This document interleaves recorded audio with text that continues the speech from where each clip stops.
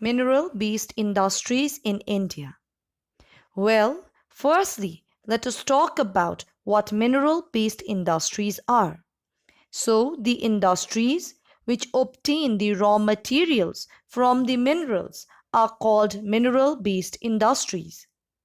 The main industries included in this category are iron and steel, heavy engineering, petrochemical, electronics, etc. The earliest mineral-based industry to be set up in India was the iron and steel industry. So now let us talk about the iron and steel industry. This industry is the basis of modern industrialization.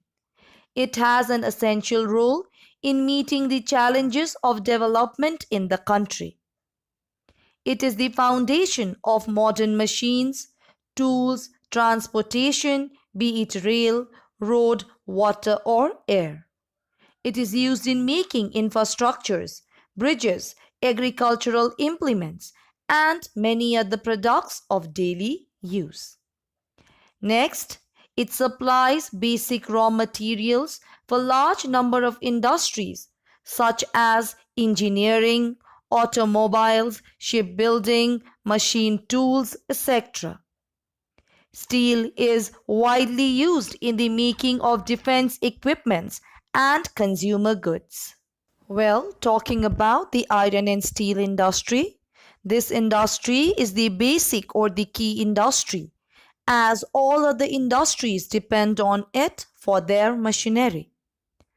Also, because of its hardness, toughness, durability, and low cost of production, iron is the most important and widely used metal in the world.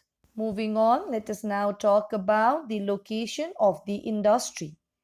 In India, the location of iron and steel industry has been influenced by consideration of transportational costs in relation to iron ore and coal deposits.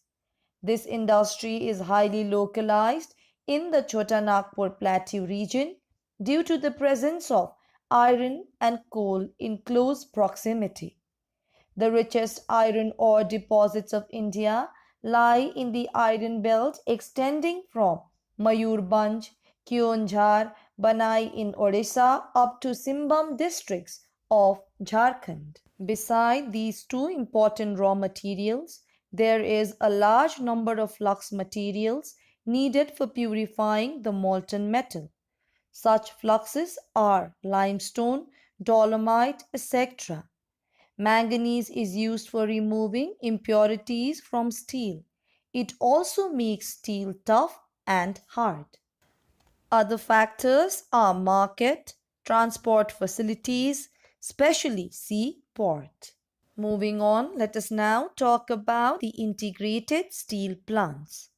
An integrated steel plant is one where all the processes are carried out in one complex, that is, from melting of iron ore in the blast furnace to steel making, followed by shaping of the metal by rolling. Well, integrated steel plant uses raw materials like iron ore, coal, manganese, limestone, etc. in the blast furnace for making pig iron. Now talking about the advantages of integrated steel plants. Firstly, integrated steel plants are mainly located in close proximity to raw materials as these are bulky. Number 2, they employ large number of people, hence solve the problem of unemployment to a great extent. Number 3, it aims towards helping the engineering, automobile and construction sector in domestic and international market. Thus, fall in the demand of one steel product does not have any effect on the economy of the whole industry. Well, talking about the disadvantages of integrated steel plants. Firstly, they need huge capital. Number 2, construction and gestation period is long.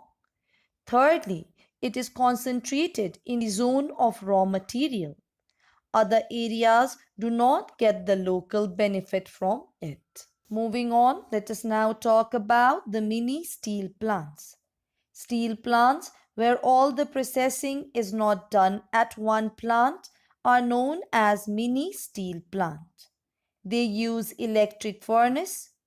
Mini steel plants use sponge iron, scrap iron, pig iron for their raw material and make liquid steel.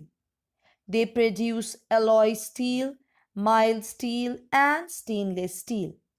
Mini steel plants are distributed in different parts of the country, particularly in areas away from the integrated steel plants to meet the local demand. Now let us talk about the advantages of mini steel plants. Firstly, most of the mini steel plants are located in industrial towns far away from integrated steel plants to meet the local demand and reduce transport cost.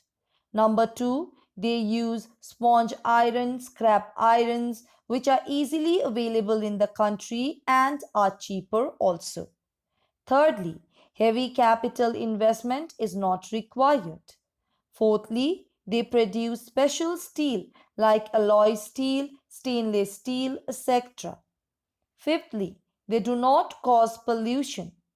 Lastly, the period of construction and gestation is also short. Next, let us talk about the disadvantages of mini steel plants. Firstly, mini steel plants are totally dependent on electricity.